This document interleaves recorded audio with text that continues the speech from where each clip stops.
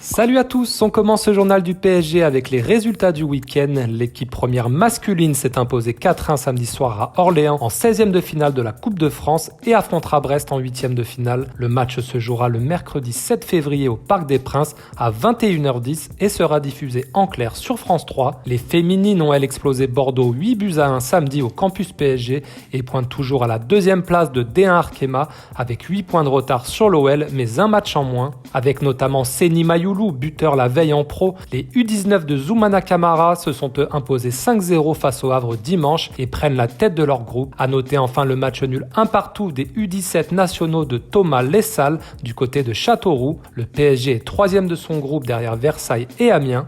On ouvre désormais la page Mercato avec Lenny Yoro. Selon Foot Mercato, le PSG veut avancer sur ce dossier et une réunion est prévue cette semaine avec le LOSC afin de tenter de trouver un accord. Pour rappel, les Dogs réclament 50 millions d'euros pour leur défenseur de 18 ans qui est désormais représenté par Jorge Mendes.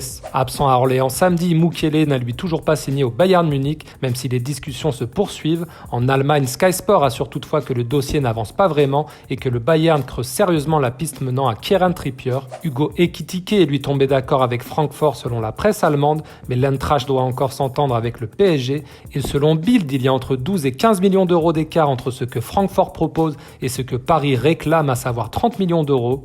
Futur adversaire du PSG en Ligue des Champions, la Real Sociedad a renoué avec la victoire en Liga en s'imposant 1-0 face au Celta Vigo samedi, mais le club basque a perdu pour plusieurs mois son latéral gauche Aen Munoz, gravement blessé au genou. Selon la presse espagnole, la Real Sociedad devrait le remplacer par Javi Galán, qui joue peu à l'Atlético Madrid. On termine enfin ce journal avec Nuno Mendes, qui a fait un petit détour par la Fashion Week samedi pour assister au défilé de Balmain. Le Portugais est aussi apparu en forme sur les réseaux sociaux du PSG, mais la date exacte de son retour reste encore floue. Voilà, c'est tout pour aujourd'hui. Merci de votre fidélité et à demain pour un nouveau journal.